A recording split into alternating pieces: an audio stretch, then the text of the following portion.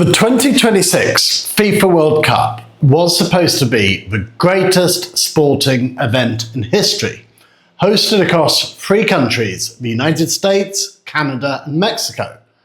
48 nations, billions of viewers, and the biggest stage in world football. But for some players and officials, just getting there was the hardest part of the entire tournament. So today I want to talk about something that nobody in mainstream football and the media is really discussing. Not the tactics, not the transfers, not the VAR. I want to talk about passports.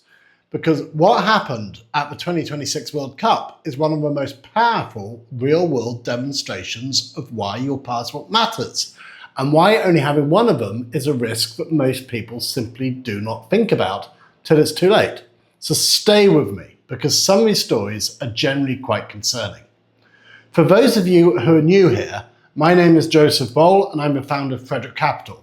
I have spent years advising high net worth individuals, entrepreneurs and families on second citizenships and investment migration programs.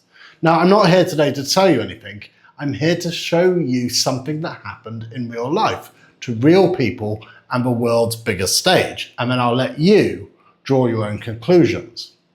The 2026 World Cup was the first ever to be hosted across 3 countries simultaneously.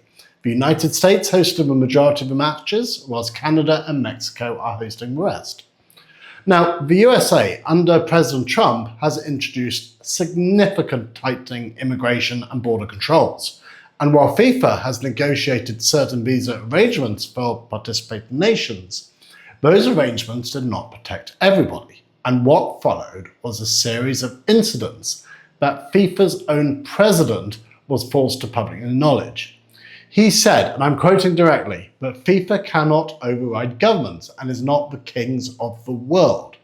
But think about that for a moment. The governing body of world football, with 211 members, more members than the United Nations, publicly admitted it cannot protect its own players and officials at its own tournament. So just let that sink in. The first case for me, and the most powerful, is Omar Artan. Omar Artan is a Somali referee. He was selected by FIFA to officiate at the 2026 World Cup, making him the first Somali referee ever to be appointed to a World Cup. This is a historic achievement and years of work creating a career-defining moment for him. He arrived at Miami International Airport with a valid US visa. His documents were in order. FIFA had confirmed everything. His appointment, everything was correct. Yet he was still turned away at the border, denied entry, and placed on a flight back to Istanbul.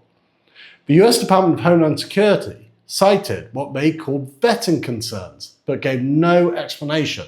No appeal, no second chance, just no, you can't come in. Now, Omar Artan, a FIFA-appointed referee with valid visa, was denied entry to the country hosting the World Cup. Now, I want you to think about this from a passport perspective. Omar Artan holds a Somali passport. Somalia is one of the weakest passports in the world in terms of visa-free access. And in this political climate, that passport, regardless of what documentation he had, was enough to trigger denial.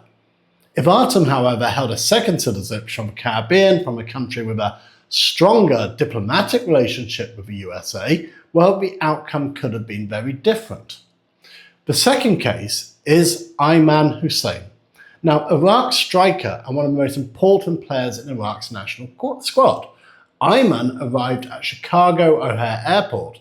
He was detained, not for minutes, but for 7 hours. His phone was searched, he was questioned extensively before finally being allowed to enter the country. After his ordeal, he made a statement that went around the world. He said, "Why is America hosting the World Cup if it is so hostile to foreign nations?" And that's a fair question, and it speaks to something much bigger than football. Aymen Hussein holds an Iraq passport. Iraq is another nation whose citizens face significant scrutiny at US borders.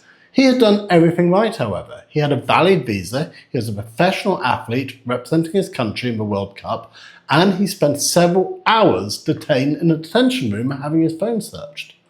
Now, this one surprised a lot of people because it did not involve a player from a traditional traditionally a restricted nation. Breel Embolo is Switzerland's top striker. He plays for Monaco in League One. He is one of the most recognisable players in Swiss and world football, and he holds a Swiss passport, possibly one of the strongest in the world. But his visa was flagged during pre-tournament processing. The result, as Switzerland's squad boarded the flight to the USA, Breel was left behind. He was not on the plane. He was eventually cleared and called up with the squad, but the point stands, even a Swiss passport was not enough to guarantee smooth entry, well, when additional scrutiny was applied. And this is the case I always point to when people say to me, I have a strong passport, I do not need a second one. Because even the strongest passport can be flagged, and when they are, you have no alternative. You have no plan B. Now the next case, the South African case, is different from the others because it's not about the single player, it was about the squad, the entire squad. The Bafana squad, South Africa's national team, had their departure delayed because the visas had not been processed in time. The entire squad was grounded, they could not fly. And this situation became so serious that Uganda's president personally intervened into diplomatic channels to help expedite the process. So think about that. A head of state had to make a diplomatic call to get a football team their visas. Now eventually the squad departed, but the delay caused significant disruption to their preparation and travel schedules. And this is what happens when you are entirely dependent on one government's administration process.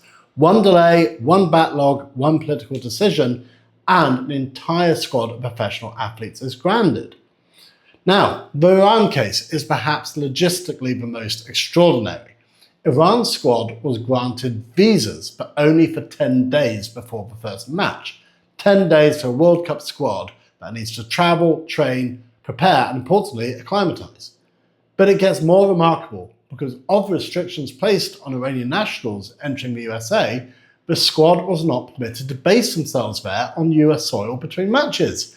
Instead, they were required to live in Mexico, just across the border from San Diego, and cross into the United States only on match days.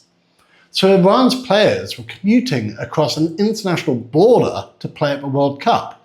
Now, I have never heard anything like this in the history of international football or sport in general. And it happens because of one thing, the passports they were born with. Now, I want to be very clear about something. I'm not making a political point here. I'm not commenting on US immigration policies or any of the nations involved. That is not what I'm about, what I do. What I am saying is this. Every single one of those individuals, Omar, Aymen, Breel, the South African squad, Iraq squad, had done everything correctly. They had visas, they had FIFA accreditation, they had contracts and professional obligations. They were not trying to immigrate. They were going to play football. And yet in every case, the passport they were born with or the passport they held determined their fate at the border. This is a fundamental truth about passports and that most people never confront until they're standing at the border control desk.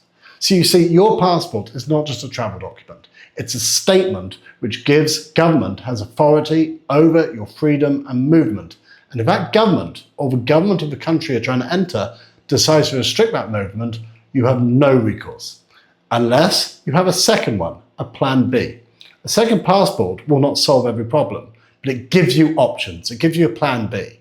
And that means if one passport is flagged, restricted or denied, you have another one to reach for. See, Caribbean citizenship programs like St. Kitts and Nevis, Dominica, Grenada, St. Lucia, etc. provide genuine second passports from nations with strong diplomatic relationships and solid visa-free access. They are legal, they're established, and they're used by people all over the world, not just the ultra-wealthy, but professionals, entrepreneurs, and families, and footballers. We have quite a few footballers we've worked with over the years. And it's people who understand that in an uncertain world, optionality is everything. So if you want to understand whether a second passport makes sense for your situation, I offer private strategy sessions. Just click the link in the bio and jump on a one-on-one call, and I'm very happy to talk you through your options.